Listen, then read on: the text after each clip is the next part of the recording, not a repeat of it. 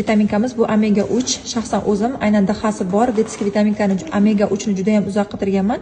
9 yoshli bolamga kattalar omegasini berayotgandim, lekin mana aynan 7 yoshdan boshlab bolajonlarimiz uchun aynan bolalar lineykasi bo'yicha omega 3 yetib keldi qizlar. Bu nima uchun foydali? Omega 3 birinchi navbatda bolalarimizni miyasini rivojlantiradi, aqliy faoliyatini kuchaytirib beradi, e'tiborini bitta joyga jamlashga yordam beradi va ko'rish qobiliyatini yaxshilab beradi. Ya'ni hozirgi paytda ko'pchilik xususiy maktabga beradi, qo'shimcha repetitorlarga beradi, sport o'giriklariga beradi. Ya'ni xohlaymizmi yo'qmi, aqliy va jismoniy nagruzka ko'p bo'ladi bolada.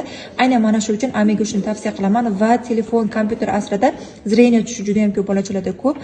Aynan mana shu uchun miya faoliyatini rivojlantirib berish uchun omega 3 ni maktab yoshidan boshlab har bitta bolaga berishni tavsiya qilaman va bu qo'shimcha ravishda homiladorlikka tayyorlanayotgan va emizikli ayollarimiz uchun ham mo'ljallangan dozada eslatib o'taman. Emizikli va homiladorlar uchun ruxsat etilgan birinchi biodobavka bu omega 3 hisoblanadi. Butun O'zbekiston